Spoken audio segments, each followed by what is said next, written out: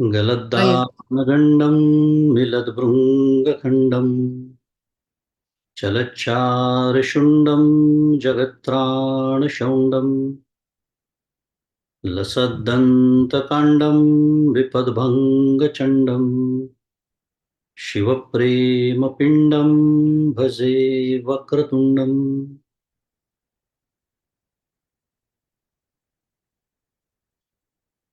अहं निर्विकल्पो निराकाररूपो विभुर्व्याप्य सर्वत्र सर्वेन्द्रियाणां सदा मे समत्वं न मुक्तिर्न बन्धः चिदानन्दरूप शिवोऽहं शिवोऽहम् चिदानन्दरूप शिवोऽहं शिवोऽहम्।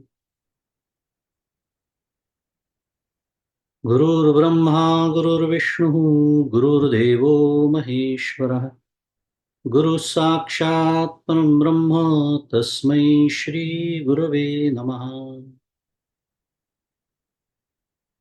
ब्रह्मानन्दं परमसुखदं केवलं ज्ञानमूर्तिं द्वन्द्वातीतं गगनसदृशं तत्त्वमस्यादिलक्ष्यम् एकं नित्यं विमलमचलं सर्वधी साक्षिभूतम् भावातीतं त्रिगुणरहितं सद्गुरुं तन्नमामि। श्री सद्गुरुनाथ महाराज की जय। जय जय रघुवीर समर्थ। श्री राम जय राम जय जय राम। श्री राम जय राम जय जय राम। श्री राम जय राम जय जय राम।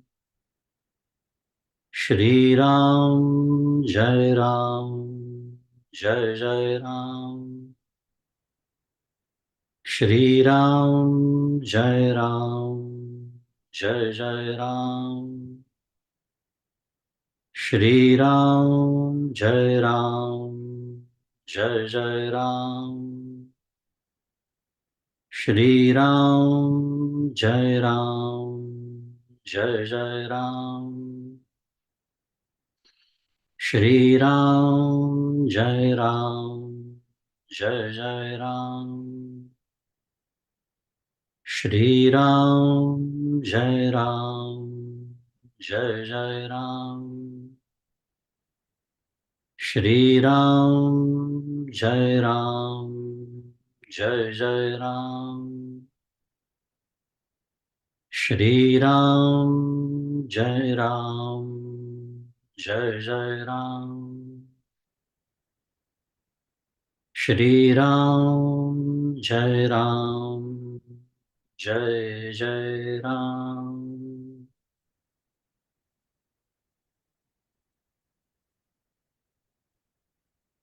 प्रभु श्री रामचंद्र भगवान की जय।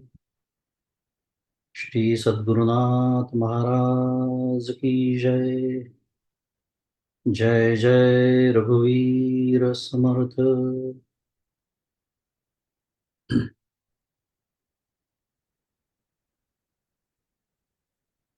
माझे सद्गुरू परमपूज्य डॉक्टर श्री कृष्ण दत्तात्रय देशमुख उपाख्य डॉक्टर काका यांच्या श्रीचरणी शिरसाष्टांग वंदन करतो। परमपूज्य मंदाताई गंधे यांच्या चरणी शिरसाष्टांग वंदन करतो। तुम्ही श्रोते जगदीश मूर्ती, तेथे माझी व्युत्पत्ती किती, बुद्धिहीन अल्पमती सलगी करीतो श्रीराम। सर्वांना सप्रेम अभिवादन।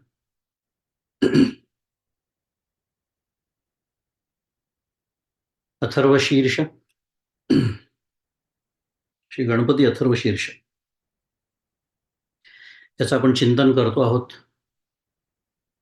9वं सत्र आहे, मगाशी जाहीर केलं।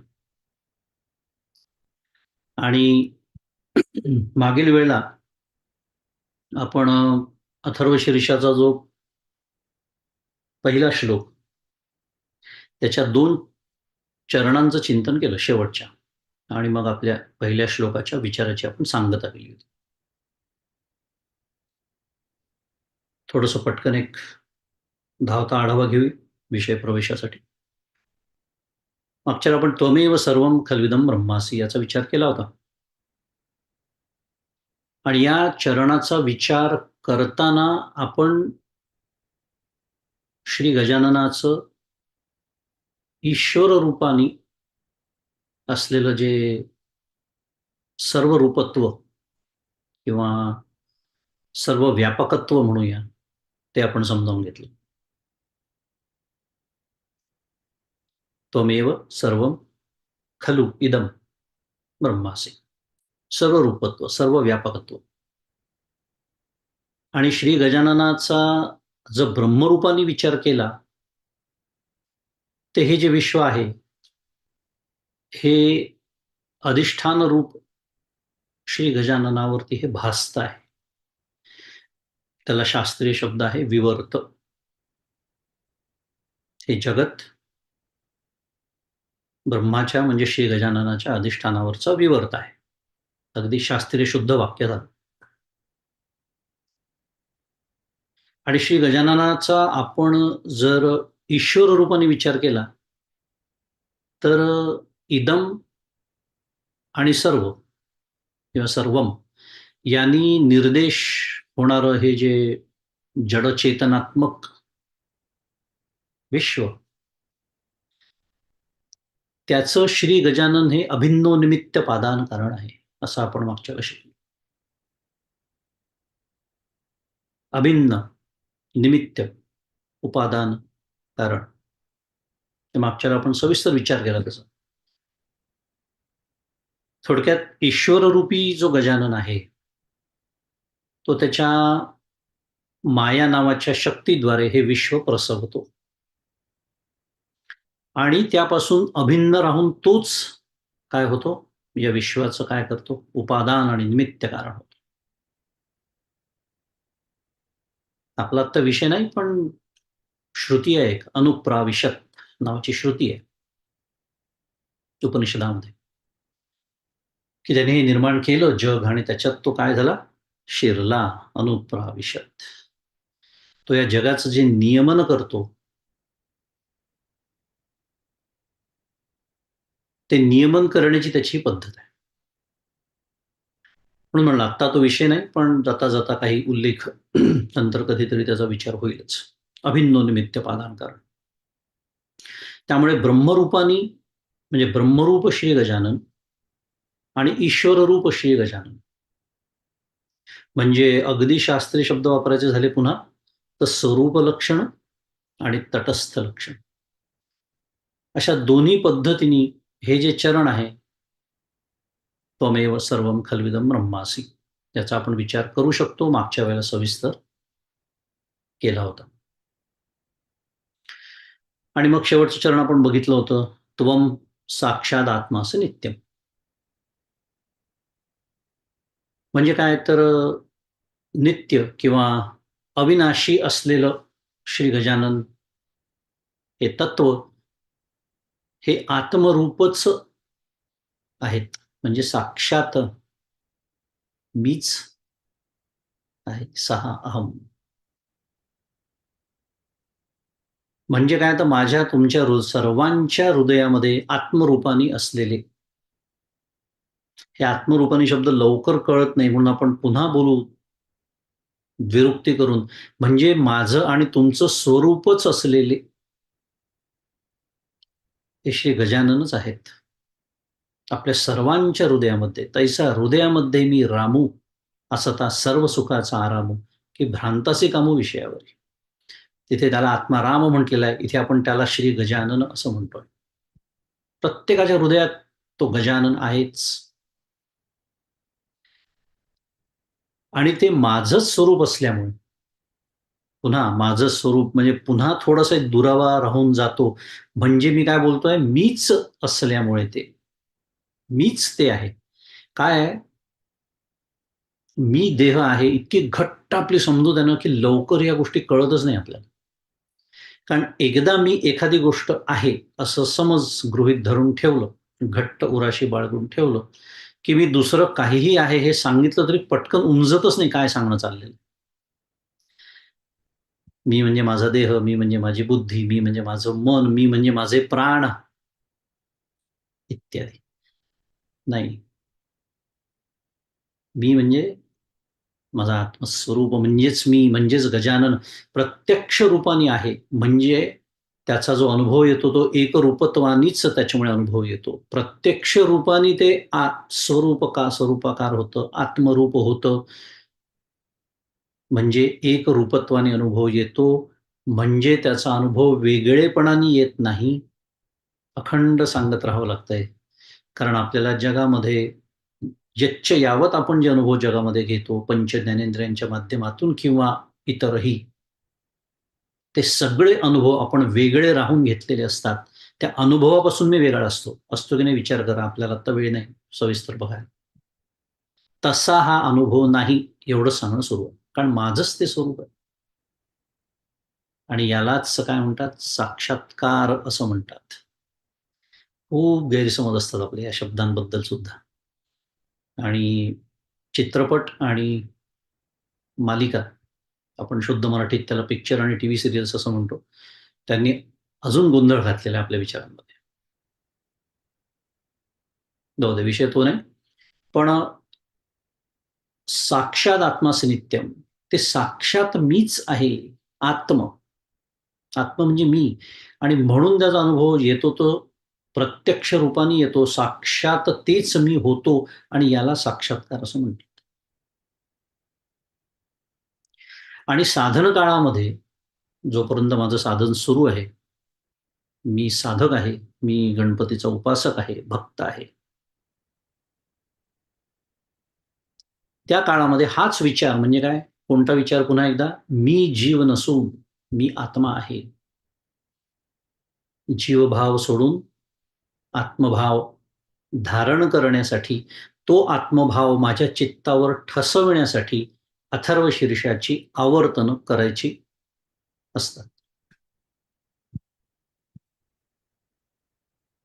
म्हणून त्वम साक्षात आत्मासे नित्यम नाही, अहम, तो विचार आपण मागच्याला केला. शब्द जरी त्वम असले तरी मला स्वतःला त्याचं स्मरण करून देण्यासाठी म्हणून, आणि एकदा स्मरण करून देऊन काम होत नाही. कारण इतक्या जन्मांचा हा संस्कार आहे, घट्ट देह मी आहे. त्यामुळे त्या संस्कारावरती अखंड आघात करत राहावे लागतात. कशाचे आघात करावे लागतात? या नवीन शास्त्रीय संस्कारांचे आघात. आणि ते करणं म्हणजे आवर्तन.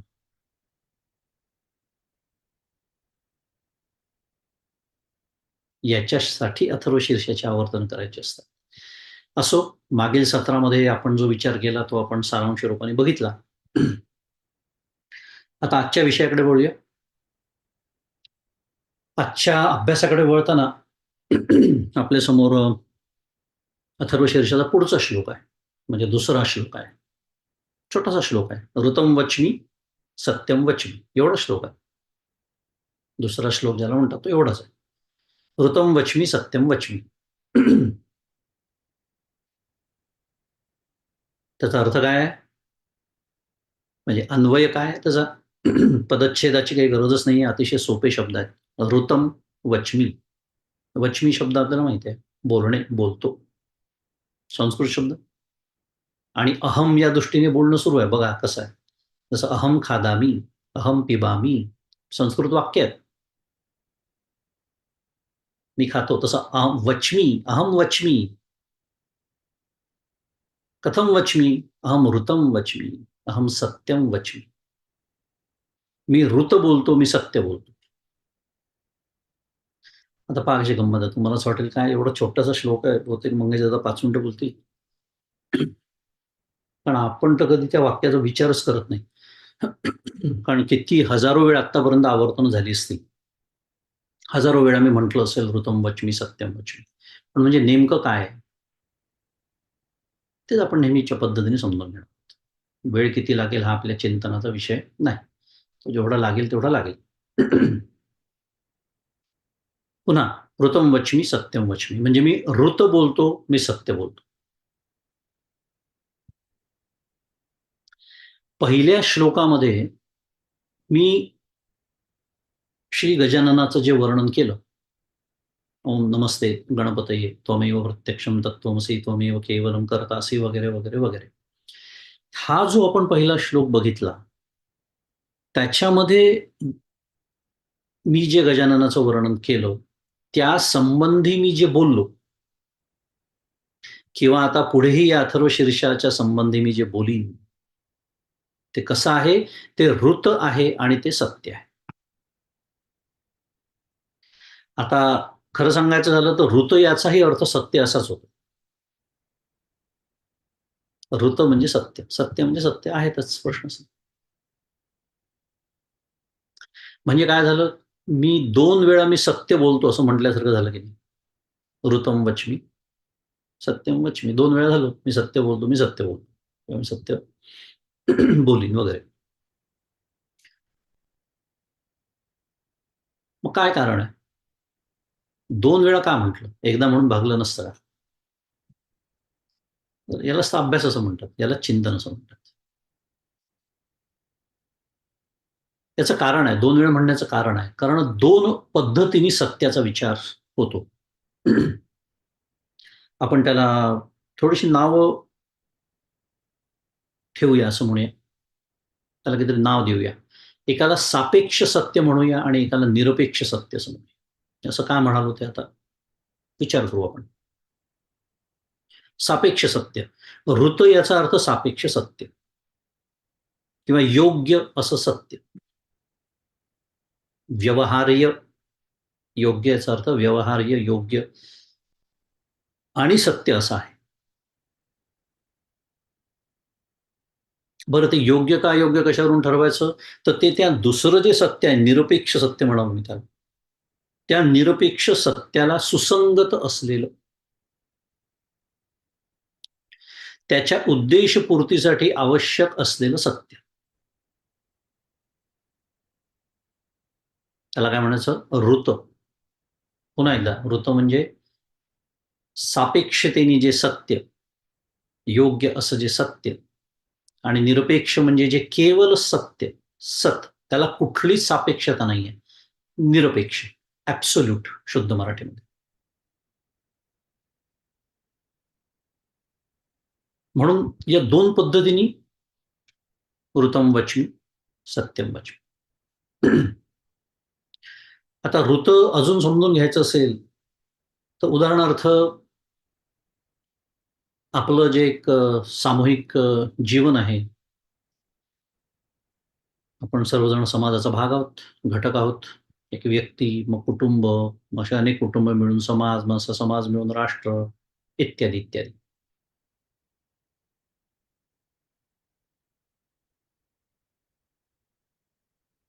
तर हे जे आपलं सामूहिक जीवन आहे, त्याच्यात आपण एकमेकांवरती अवलंबून आहोत.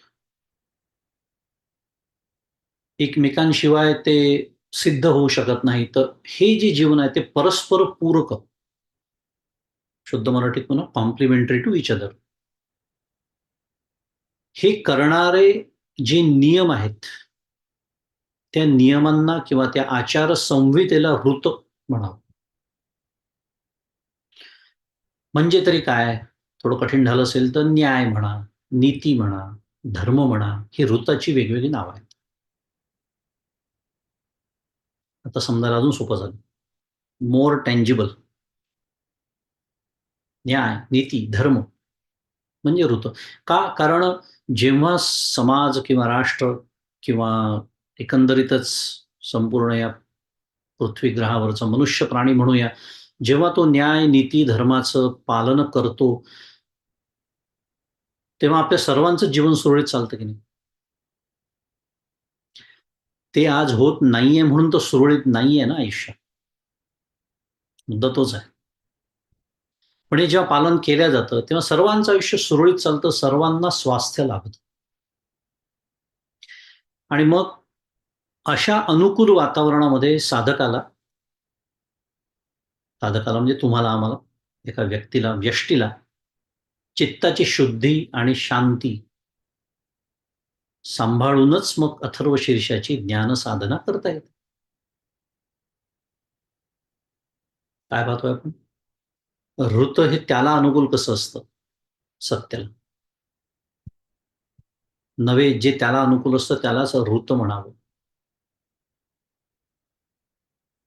बरं, जगाचा विचार केला, समाजाचा विचार केला, जग माझ्या साधनेला अनुकूल असेलच याची खात्री देता येत नाही. नव्हे बहुतांश वेळेला नसतंच. त्यामुळे जगाचा जरी इथे विचार कमी असला तरी मी श्री गजाननाचा जो भक्त असेन म्हणजेच उपासक असेन, या भूमिकेतून माझे व्यवहार निदान ऋताला धरून असावे. ते व्यवहार मी त्याला धरून करायला हवेत. ज्यांनी काय होईल, परिणामतः माझं जे अंतःकरण आहे, ते अंतःकरण ते जे ब्रह्म किंवा आत्मा नावाचं निरपेक्ष सत्य आहे, केवळ सत्य आहे, त्याला गवसणी घालण्याच्या योग्यतेचं होईल. त्यामुळे ऋत सांभाळण्याची जबाबदारी कोणावर आहे? साधक म्हणून आपल्यावरती आहे. ते जग सांभाळेल की नाही याची खात्री आपल्यापैकी कोणीही देऊ शकत नाही. पण आपल्या बाजूने तरी निदान संघर्ष तेवढ्या प्रमाणात कमी झालेला असतो. याचा अर्थ संघर्ष आयुष्यातला पूर्णतः संपतोच असं नव्हे. पण तेवढ्या प्रमाणात निश्चित कमी झालेला असतो. आणि जे केवळ निरपेक्ष सत्य आहे, ज्याला सत असं म्हणतात, त्याचा अनुभव घेण्यासाठी जो अधिकार प्राप्त करावा लागतो, जी चित्ताची शुद्धी आणि शांती प्राप्त करावी लागते, ती या ऋतमुळे प्राप्त होते. ते प्राप्त करून देणारं जे आहे त्याला ऋत असं म्हणायचं दुसऱ्या भाषेत. धर्म, नीती, न्याय इत्यादी आपण मगाशी बोललो.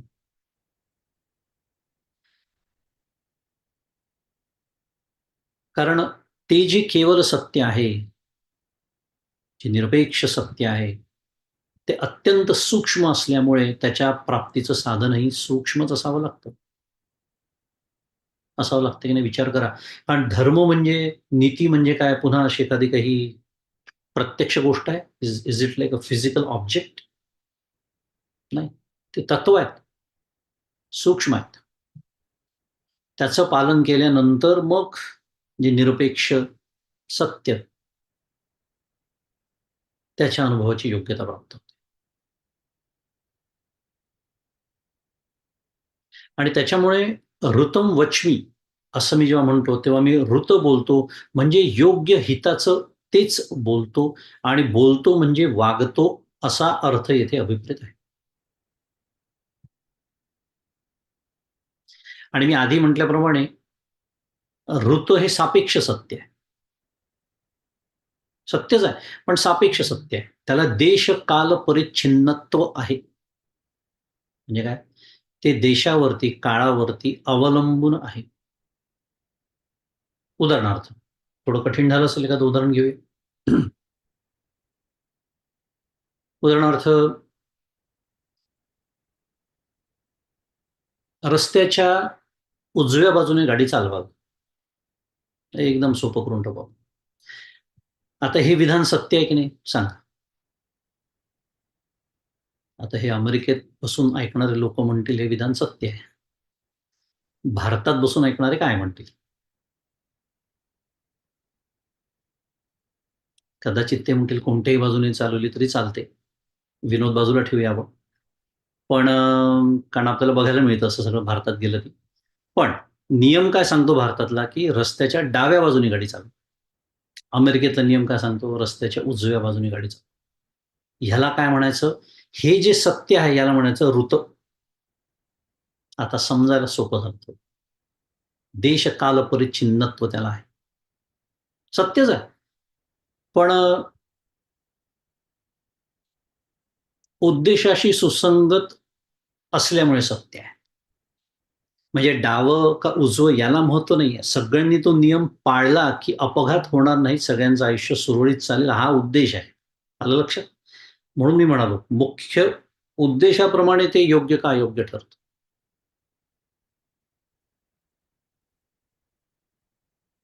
सापेक्षता आहे त्याला. देशाची सापेक्षता आहे या उदाहरणामध्ये मी जे दिलं त्याच्यामध्ये. त्यामुळे ऋतूमध्ये योग्यतेचा विचार हे सत्य बोलताना फार महत्वाचं आहे. सत्य बोलतो ना आपण, कधी कधी त्याची पण नशा चढते. चांगला शब्द नाहीये, पण होतं काय, सत्य बोलण्याची. आता एक उदाहरण घेऊया दुसरं. समजा एखादा रुग्ण आहे, रुग्ण म्हणजे शुद्ध मराठी पेशंट म्हणतात त्याला. समजा त्याला असाध्य असा आजार झालेला आहे. आता हे त्या वैद्याला म्हणजे डॉक्टरला माहिती आहे काय, की यांचा जो आजार आहे तो शुद्ध मराठीत पुन्हा शेवटच्या स्टेजला आलेला आहे. म्हणजे थोडक्यात असाध्य आहे, आता तो बरा होण्याच्या पलीकडे गेलेला आहे. पण वैद्यांनी म्हणजे डॉक्टरनी रुग्णाला तसं सांगू नये. सत्यम ब्रूयात, प्रियम ब्रूयात, न ब्रूयात सत्यम अप्रियम. ऐकलं असेल आपण हे वचन. सत्यम ब्रूयात, सत्य बोला. प्रियम ब्रूयात, न ब्रूयात सत्यम अप्रियम. हे अप्रिय सत्य त्या रुग्णाला सांगून तुम्हाला काय मिळणार आहे? त्याचं कारण असं आहे, त्या रुग्णाला काय कशाची आवश्यकता असते या अशा परिस्थितीमध्ये वैद्याच्या आश्वासक शब्दांची आवश्यकता असते. नवे त्या डॉक्टरनी किंवा त्या वैद्यांनी त्याला धीर दिला तर तो अर्धा बराही त्यांनी होत असतो. उरलेला अर्धा गोळ्यांनी आणि औषधांनी बरा होतो. आहेत का नाही अनुभवाचे विषय? आता काय म्हणाल तुम्ही? सत्यता आहे की परिस्थिती कठीण आहे? पण असं सांगायचं असतं का त्या रुग्णाला त्या परिस्थितीमध्ये? नाही. त्याला काय करायचा असतो? धीर द्यायचा असतो. त्या धीराचे जे शब्द आहेत त्याला म्हणायचं ऋतम वच.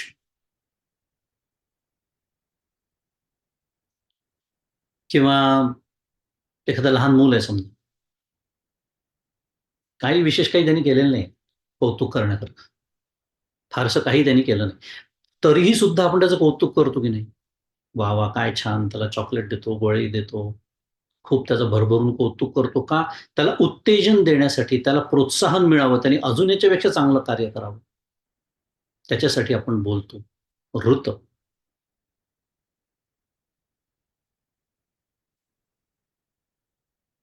आणि ऋत म्हणजे काय हे समजण्यासाठी खरं सांगायचं तर श्री गोपालकृष्णाच्या चरित्रासारखं दुसरं चरित्र नाही.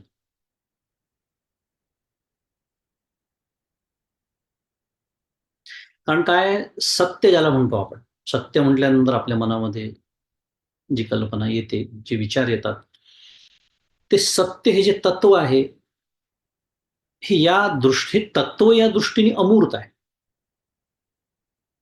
बरोबर? आपण ज्या सत्याबद्दल बोललो मगाशी, निरपेक्ष ते अमूर्त आहे. आणि म्हणूनच ते निरपेक्षही आहे. त्यामुळे त्याचा जय पराजय वगैरे संभवत नसतो. परंतु या सत्याला अनुकूल असलेल्या धर्माचा म्हणजे ऋताचा, म्हणजे योग्य सत्याचा विजय होण्यासाठी त्या सत्याच्या बाजूने म्हणजेच धर्माच्या बाजूने लढणाऱ्यांचा विजय होणं आवश्यक असतं.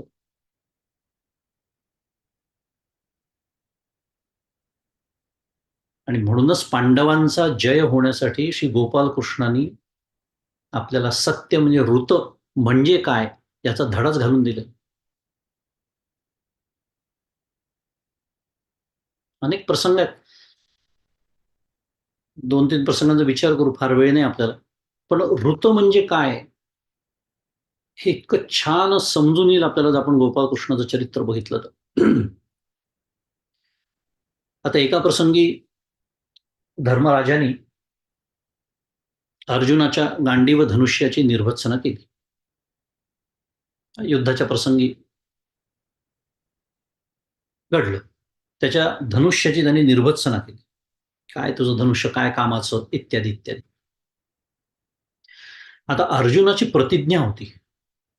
अर्जुनाची जाहीर प्रतिज्ञा होती, की माझ्या धनुष्याची जो निर्भत्सना करेल त्याचा मी वध केल्याशिवाय राहणार नाही, ही त्याची जाहीर प्रतिज्ञा होती.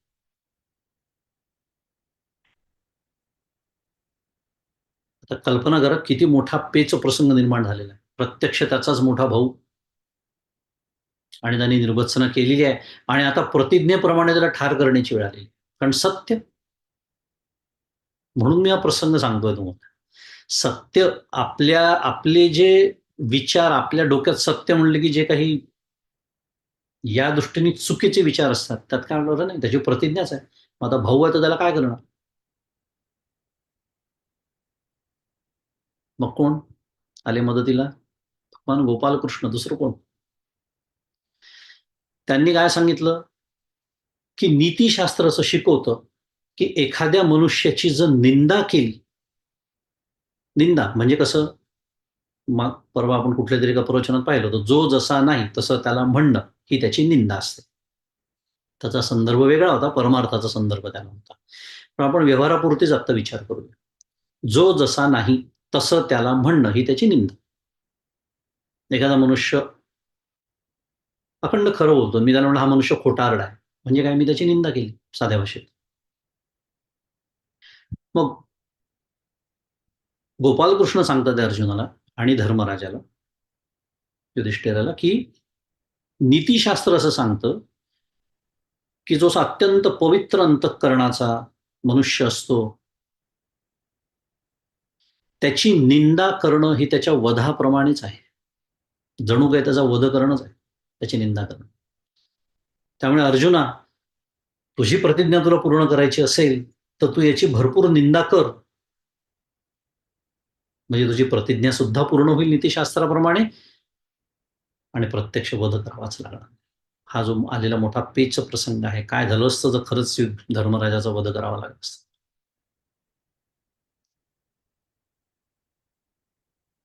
ऋतम वच्मी, ऋतम वच्मी. आज आपल्याला हे असे प्रसंग सुद्धा कळायला जरा वेळ लागतो. म्हणजे भारतीय राजकारण्यांना तर अजिबातच लागू पडत नाही. निंदा केली म्हणजे वध केल्यासारखंच. आपल्याला विनोदच वाटतो आजकालच्या या कलियुगामध्ये. अशी इतकी वाईट अवस्था नीतीशास्त्राप्रमाणे आपली झालेली आहे आज. रामकृष्ण हरी, तो विषय वेगळा. दुसऱ्या एका प्रसंगामध्ये आपल्याला माहित आहे जयद्रथाचा वध कसा करवला भगवान गोपाळकृष्ण. तो मला सांगण्याची गरज नाही, कारण बहुतांश लोकांना जयद्रथाच्या वधाची पूर्ण कल्पना असते. द्रोणाचार्यांचा वध आहे. द्रोणाचार्य अत्यंत श्रेष्ठ धनुर्धर. किती श्रेष्ठ? जोपर्यंत हातामध्ये धनुष्य आहे तोपर्यंत या पृथ्वी तलावर कोणीही पराभव करू शकत नाही, अगदी अर्जुन सुद्धा कोणीच नाही करू शकत. या श्रेष्ठ दर्जाचे ते योद्धे होते. त्यांनी आधीच सांगितलं होतं की माझा वध एकाच परिस्थितीत होऊ शकतो, जेव्हा मी शस्त्र खाली ठेवी. मात्र त्यांना शस्त्र खाली ठेवण्यासाठी काय केलं, तीही कथा आपल्याला माहिती आहे. त्यांचा पुत्र होता अश्वत्थामा नावाचा.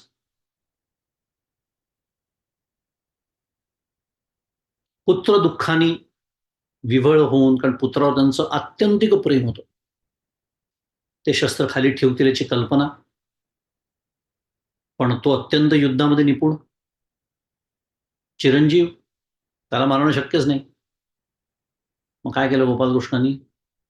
अश्वत्थामा नावाचा हत्ती मारविला आणि सगळीकडे हुल उठवून दिली, अश्वत्थामा मेला, अश्वत्थामा मेला, अश्वत्थामा मेला. सगळीकडे सगळेजण ओरडायला लागले, मोठ्याने बोलायला लागले, अश्वत्थामा मेला.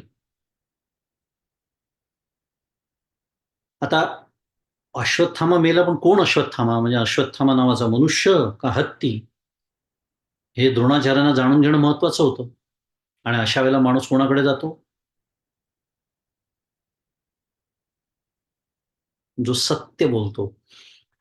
म्हणून हा प्रसंग खूप महत्वाचा आहे, ऋत आणि सत्य याच्यातला फरक समजून घेण्यासाठी.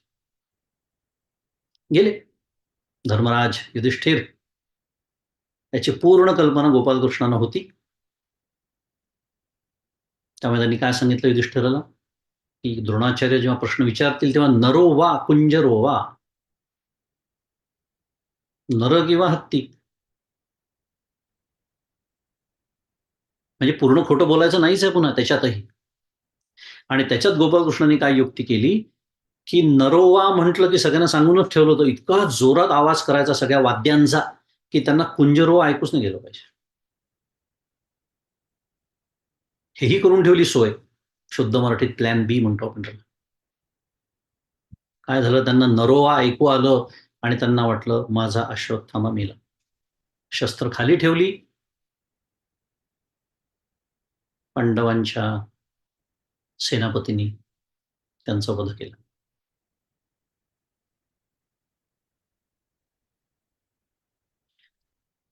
काय शिकतोय आपण या प्रसंगातून, की द्रोणाचार्य असो, भीष्माचार्य असो, कितीही सज्जन असले, कितीही पवित्र असले, म्हणजे दुराचारी नसले आणि नव्हतेच ते, तरी त्यांच्या सामर्थ्यामुळे दुर्योधन आणि दुःशासन यांच्यासारखे जे अधार्मिक, जे पापी, जे दुर्जन, त्यांचं संरक्षण होत होतं. ते अधर्माच्या बाजूनी लढायला उभे राहिले होते दुर्दैवाने. आणि या दुर्जनांचं पारिपत्य करण्यासाठी भीष्म आणि द्रोणांसारखे जे सज्जन त्यांचे अडथळे दूर करणंच भाग होतं भगवंता.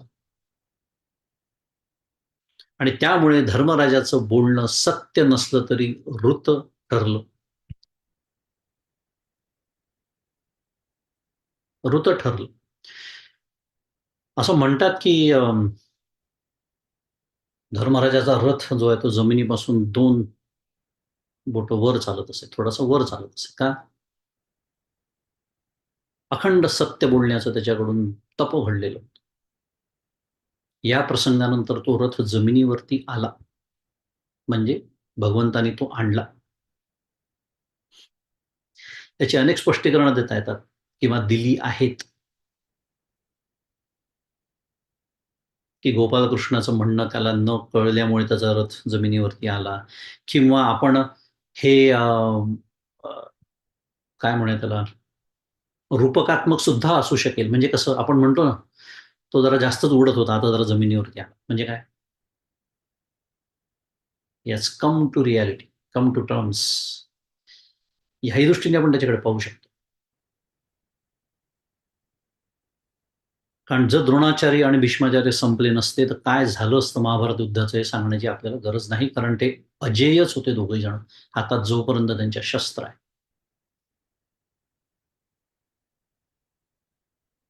आणि हे तत्वज्ञान ज्या राजाला उत्तम समजलं, तो आमचा जाणता राजा छत्रपती शिवाजी महाराज. आणि म्हणून तर निरपराध रयतेला लुटणारा, त्यांच्यावर अमानवी अत्याचार करणारा,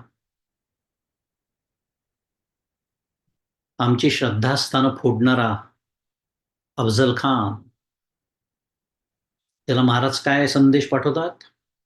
आम्ही घाबरलो आहोत. आम्हाला आपली भीती वाटते. आपलं सामर्थ्य फार आहे.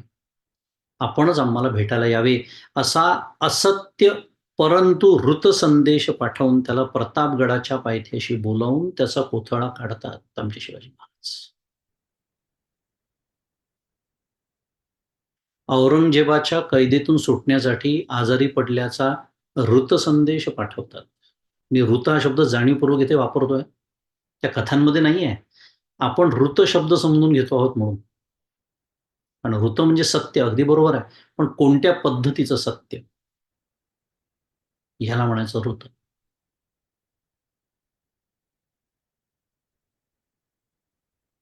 आणि असे असे संदेश महाराजांनी जर पाठवले नसते, म्हणजे ऋतम वच्मी असं जर महाराजांनी तेव्हा केलं नसतं, तर सत्यम वच्मी याचा पाठपुरावा करायला आज आम्ही हिंदू म्हणून जिवंत राहिलो नसतो. आणि हे ज्या विद्वानांना कळत नाही, ते धर्म म्हणजे ऋत आणि तत्वज्ञान म्हणजे सत्य, त्याचा संबंध काय असं विचारतात. आणि या विचारांना WhatsAppवरती विरोध करतात.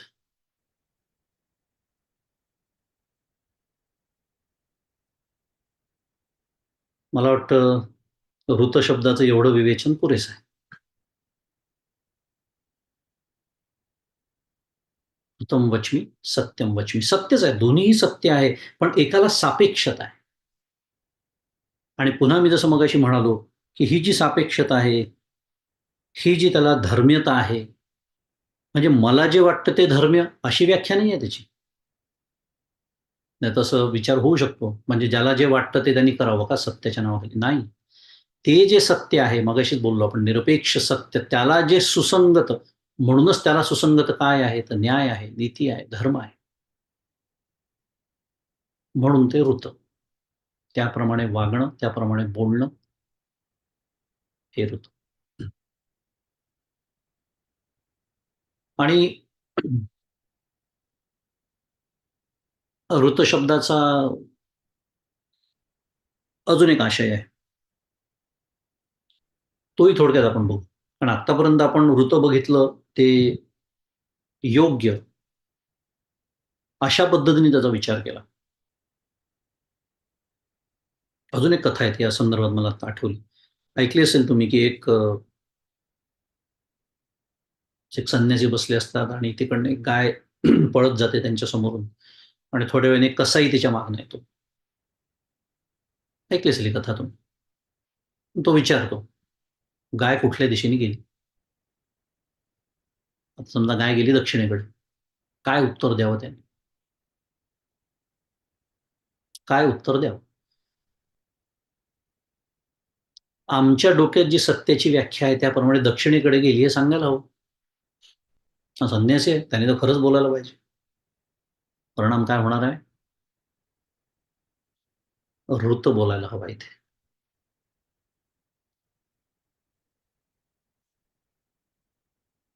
कळलं आपल्याला ऋत म्हणजे काय? आणि त्या ऋत शब्दाचा अजून एक आशय मी जसं म्हणालो, तो आपण बघू की शास्त्र जे सांगतं, म्हणजे शास्त्र जे सत्य सांगतं, त्याला ऋत असं म्हणतात. ऋत. आणि आपण ते श्रद्धेने स्वीकारतो. बरोबर? जसं आता वेदांमध्ये, उपनिषदांमध्ये, भगवद्गीतेमध्ये, संत सगळ्या साहित्यामध्ये जे काही वर्णन सत्यतत्वाचं केलंय ते आपण श्रद्धेने स्वीकारतो. त्याचं ज्ञान करून घेतो, ज्याला आपण परोक्ष ज्ञान असं म्हणूया. त्याला म्हणायचं ऋत. परंतु सद्गुरुमुखातून श्रवण केल्यानंतर, तशी साधना केल्यानंतर, ज्या तत्वाचं वर्णन मी आधी श्रद्धेने स्वीकारलं होतं, त्या तत्वाचा मला अनुभव येतो. म्हणजे आत्मानुभव येतो. ते जे तत्व आहे, ते निरपेक्ष सत्य. ते केवल सत्य किंवा सत. इथे अनुभूती महत्वाची आहे. म्हणजे हा दुसरा जो काय म्हणूया आपण पैलू पाहतो आहे, ऋत आणि सत्यमधला फरक समजून घेताना. त्याच्यामध्ये ऋतला आपण म्हटलं की शास्त्र जे सांगतं ते, आणि सत्याला आपण म्हटलं की अनुभवातून आलेलं, अनुभूतीने प्राप्त झालेलं ते सत्य. कारण काय, सत्य जे असतं, आता आपण ऋत बघितलं, आता आपण सत्याचा थोडासा विचार करूया, की सत्य जे असतं ते कुठल्याच सापेक्षतेशिवाय जे अखंड चिरंतन असं असतं. आहे, आहे असं ज्याचं वर्णन आहे. सापेक्षता नाहीये तिथे. कशाचीच सापेक्षता नाही. मगाशी आपण काय बोललो होतो? देशकाल परिच्छिन्नत्व आहे तिथे. इथे नाही. कशाचीच सापेक्षता. There is no relativity. It is absolute truth.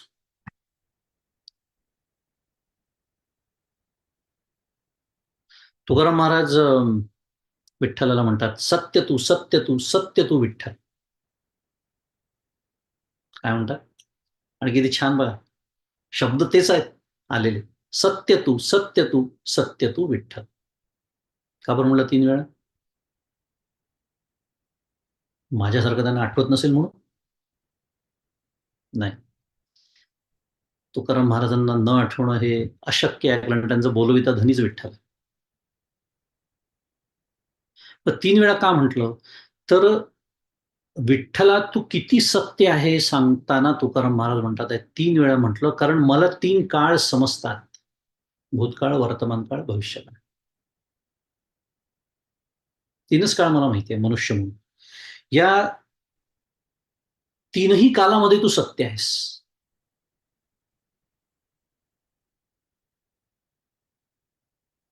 आणि हे जे पण काळ आपण बोलतो ना, भूतकाळ, वर्तमान काळ, भविष्यकाळ, हे पुन्हा कालाच्या सापेक्षतेनेच बोलतोय. जगाच्या सापेक्षतेनेच बोलतोय. कारण मला तेच कळू शकतं. मानवी बुद्धी त्याच्या पलीकडे जाऊच शकत नाही. पण विठ्ठल त्याच्याही पलीकडे अनंत व्यापून, भरून उरलेला आहे. म्हणून तर हे जग नव्हतं तरी तो आहे, जग आहे तरी तो आहे आणि जग एक दिवस नसेल तरी तो आहे. म्हणून सत्य तू, सत्य तू, सत्य तू विठ्ठल. ह्याला म्हणायचं सत्य. ह्याला म्हणायचं निरपेक्ष सत. आणि ज्ञानेश्वर माऊली या सत रूपाबद्दल बोलताना 8व्या अध्यायात छान वर्णन करते. काय? जे हे विश्वची होऊनी असे, परी विश्व पण नासलेनी न नासे. अक्षरे पुसिल्या न पुसे अर्थु जैसा. सुंदर उभी 8व्या अध्याय. जे हे विश्वची होऊनी असे. विश्व दिसताय ना, मग अशी आपण बोललो अभिन्न निमित्त पादानकार. पण एक दिवस हे जग संपणार आहे, आपलं सगळ्यांना माहिती आहे. कोट्यवधी वर्षांनी का होईना पण संपणार आहे. त्यामुळे परी विश्व पण नासलेनी न नासे. नासणे म्हणजे संपणं. हे विश्व जरी संपलं तरी ते नाही संपत. आणि मग माऊली दृष्टांत देते. काय? अक्षरे पुसिल्या न पुसे. समजा पाठीवरती अक्षर लिहिली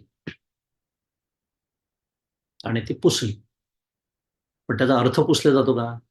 जो आपल्याला अर्थ कळलेला आहे नाही. त्याप्रमाणे माऊलींचा दृष्टांत. थोडक्यात ही जी परमात्म वस्तू आहे, ज्याला श्री गजानन आपण म्हणतो आहोत, ही प्रकृतीद्वारा विश्वच होऊन आहे. प्रकृती म्हणजे माया ही त्याची शक्ती आहे आणि त्याच्याद्वारे हे विश्व त्यांनी प्रसवलाय. त्वमेव केवलम करतासी, त्वमेव केवलम धरतासी, असं म्हटलं की नाही मी गणपतीला पहिल्या श्लोकामध्ये. पण पुढे माऊली जसं म्हणते की परी विश्व पण नासलेनी न नासे. परंतु विश्वाचं हे विश्वत्व जरी नष्ट झालं, त्वमेव केवलम हरतासी, तरी ती वस्तू नष्ट होत नाही. जसं त्या पाटीवरची अक्षर पुसली तरी अर्थ नष्ट होत नाही, अर्थ पुसल्या जात नाही. म्हणजेच मी काय म्हणतो गजाननाला, त्वम साक्षात आत्मास नित्यम. तू नित्य आहेस, अविनाशी आहेस.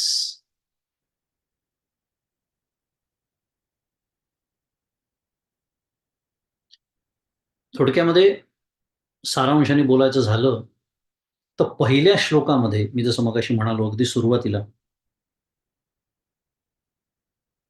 आणि एकंदरीतच या संपूर्ण अथर्व शीर्षामध्ये मी जगताच्या सापेक्षतेने जे जे बोललो, म्हणजे पहिल्या श्लोकाचा विचार केला तर बोललो म्हणायचं भूतकाळ, आणि उरलेलं अथर्व शीर्ष म्हणायचं असेल तर बोलीन. काय बोललो पहिल्या श्लोकाचा जो विचार केला, आत्ताच मी जे सांगितलं, त्वमेव केवलम करतासी, धरतासी, करतासी, किंवा त्वमेव सर्वम खलविदम ब्रह्मासी. हे माझं बोलणं कसं आहे? हे ऋत आहे. अतिशय योग्य असं सत्य आहे. योग्य पद्धतीने बोललेलं सत्य आहे. असं मी का म्हणतोय? कारण याला जगताची सापेक्षता आहे. कारण जेव्हा मी गणपतीला करता म्हणतो, मी गणपतीला धरता म्हणतो, गणपतीला मी हरता म्हणतो, तेव्हा हे जग गृहीत धरूनच बोलणं सुरू आहे की नाही? जगाचाच तर करता म्हणतोय की नाही मी त्याला? जगाचाच धरता म्हणतोय ना? त्यामुळे जग झालेलं आहे हे गृहीत धरून जगाच्या सापेक्षतेने मी हे बोलतो आहे, म्हणून हे बोलणं ऋत आहे. सत्यच आहे. तो खरंच करता आहे. तो खरंच धरता आणि हरता पण आहे. तोच हे सर्व झालेलं आहे. सर्वं खलु इदं ब्रह्मासी. हे सत्य पण आहे आणि योग्य पण आहे. सापेक्षतेने जरी असलं तरी ते योग्यही आहे. आणि मी जेव्हा जगताच्या निरपेक्षतेने बोलतो किंवा बोललो पहिल्या श्लोकामध्ये म्हणूया, आणि बोलीन मी जसं म्हणालो उरलेल्या अथर्व शीर्षामध्ये. पहिल्या श्लोकात काय बोललो मी? निरपेक्षतेने त्वमेव प्रत्यक्षम तत्त्वमसि, तत्त्वमसि.